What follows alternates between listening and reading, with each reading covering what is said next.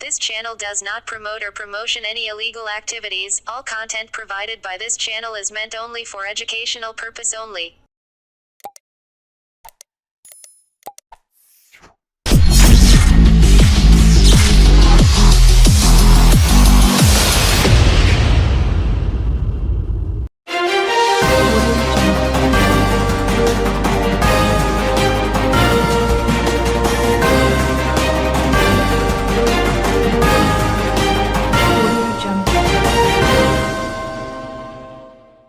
চন্দননগর প্রবর্তক সেবা সদনে উত্তপ্ত পরিস্থিতি ও ভাঙচুর। হোমে দেখাশোনার লোক নেই। কয়েক দিনের জন্য বাচ্চাদের বাড়ি নিয়ে যাওয়ার কথা বলতে মিটিংয়ে ডাকা হয় অভিভাবকদের। হোমের দেখাশোনার দায়িত্বে থাকা এক ব্যক্তির বিরুদ্ধে হোমের এক আবাসিকের সঙ্গে খারাপ আচরণের অভিযোগ ওঠে গত শুক্রবার। এরপর থেকে ওই ব্যক্তি আর হোমে আসেনি। সে নিয়ে আবাসিক ও তাদের অভিভাবকদের ক্ষোভ ছিল। আজ জেলা চাইল্ড প্রোটেকশন অফিস থেকে লোকজন হোমে আসে। তারা বলেন মেয়েরা পড়াশোনা করছে না, মেয়েদের কয়েকদিনের জন্য বাড়ি নিয়ে যেতে হবে। এরপর তাদের আটকে বিক্ষোভ শুরু হয়। পুলিশ র্যাফ উদ্ধার করতে গেলে ঢিল ছোড়া শুরু হয় বলেও অভিযোগ। দুটি গাড়ি ভাঙচুর হয়, আধিকারিকদের উদ্ধার করে। অভিযোগ ঘটনায় আহত হয় বেশ কয়েকজন আবাসিক মেয়ে। উত্তেজনা থাকায় চন্দননগর পুলিশের ডিসি এসিপি পদমর্যাদার অফিসারের ঘটনাস্থলে পৌঁছান।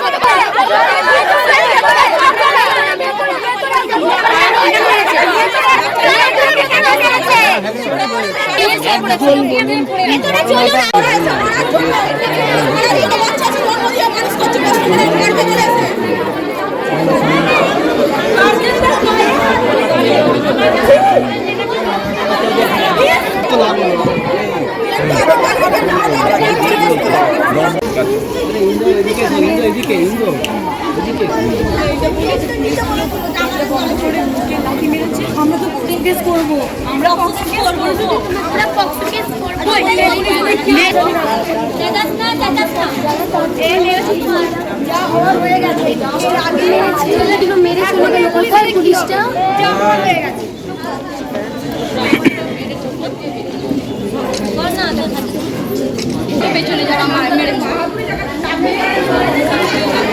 যারা মেরেছে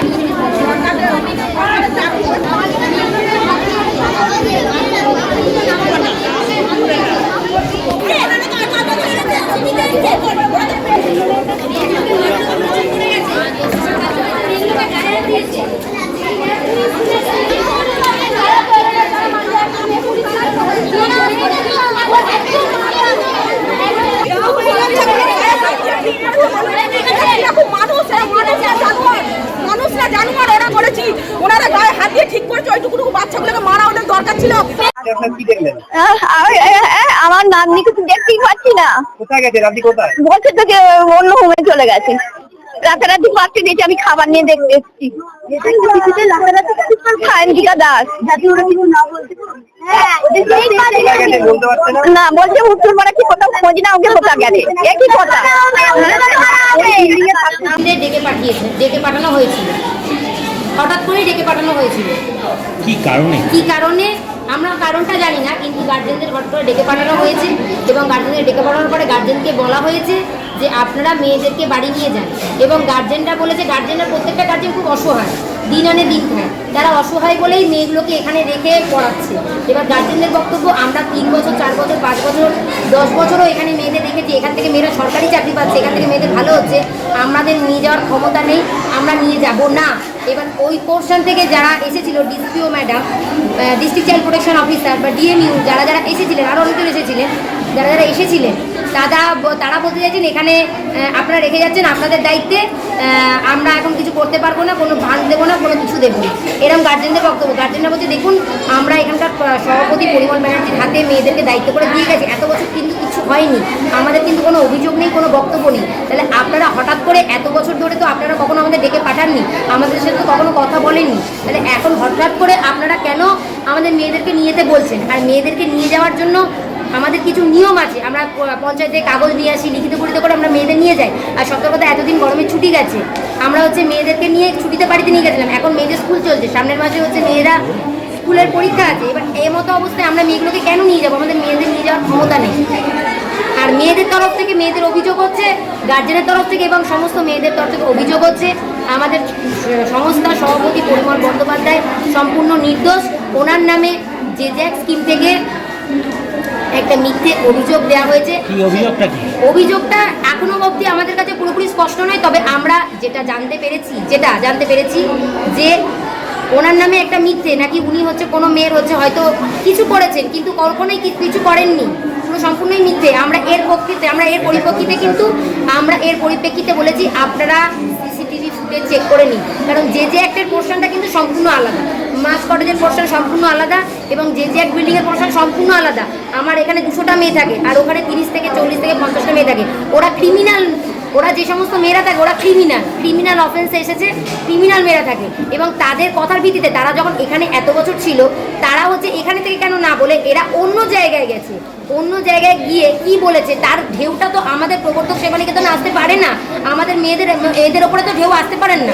তারপরে কি হলো? তারপরে গাড়ি ঘোড়া ভাঙচুর বা আপনাদের মেয়েদের মারধর? মেয়েদের এবার আমি বলছি, এই মেয়েরা বা গার্জেনরা, প্রথমে গার্জেনরা ক্ষিপ্ত হয়ে গেছে। এবার মেয়েরা প্রত্যেকটা মেয়ে স্কুলে গেছিলো, স্কুল থেকে এসেছে, তাদের গার্জেনদের দেখেছে। মেয়েরা এবং গার্জেনরা যখন প্রতিবাদ করতে গেছে এই বিষয়টা নিয়ে, গার্জেনদের বক্তব্য আমরা কেন মেয়েদের নিয়ে যাব, আর সমস্ত মেয়েদের এবং গার্জেনদের বক্তব্য যে পরিমল বন্দ্যোপাধ্যায় সম্পূর্ণ নির্দোষ, এরকম একটা মিথ্যে অভিযোগ দেওয়া হয়েছে। আমরা তাড়াতে ছাড়া মেয়েদের ছাড়বো না, আমরা তাড়াতে মেয়েদেরকে রেখে গেছি। এর প্রতিবাদ করতে গেছি এবং এর প্রতিবাদ করতে গিয়ে ওরা প্রথমে মেয়েদেরকে লাঠি, নাবালিকা 18 বছরের মেয়েদের হাতে, মেয়েদের ওপরে লাঠি চার্জ করেছে। তারপরে মেয়েরা নিজেদের আত্মরক্ষার্থে ইট ছুঁড়েছে, নিজের আত্মরক্ষার্থে। এবার আমার প্রশ্ন হচ্ছে সংবিধানের কোথায় রয়েছে 18 বছরের নাবালিকা মেয়েদেরকে পুলিশ লাঠি চার্জ করতে পারে? মেয়েদের মাথা ফেটে গেছে, বহু মেয়ে আহত হয়েছে, বহু মেয়েকে আমরা হাসপাতালে নিয়ে গেছি। ওরা পুলিশটা প্রথমত মেয়েগুলোকে হাসপাতালে নিয়ে যাওয়ার ব্যবস্থা পর্যন্ত করেনি।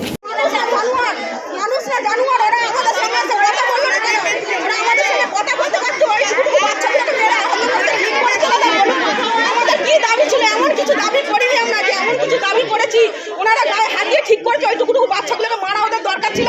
ওনারা এসে কেন আমাদের সঙ্গে কথা বললো না বলুন? ওদের কথা বলা দরকার। তখন তো মেয়ে পুলিশ আনতে পারতো, এখন এনে কি হলো? এখন মেয়ে পুলিশ নিয়ে এসেছে, তখন তো ছেলে পুলিশ এনে আমাদের মাথায় গেছে, মার খাইয়েছে, মেয়েগুলো আবার মেরেছে। ওরা কি মানুষের পর্দা করে না, মেয়েগুলোকে মেরেছে।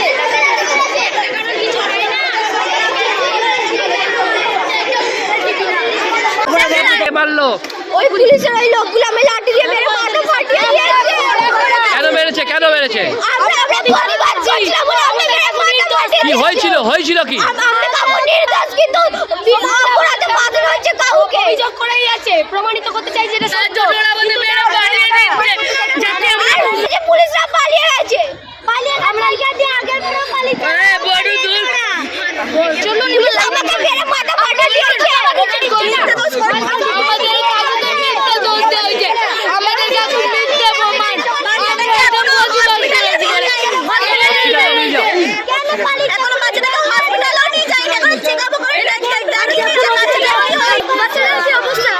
দেখুন, এটা করা উচিত।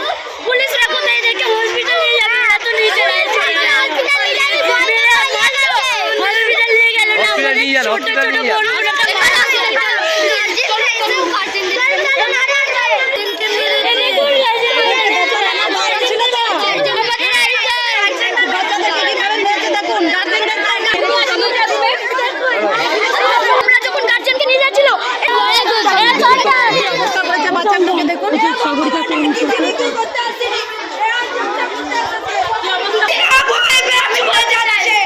ছোট নিজেরাই তো গার্জেন মিটিং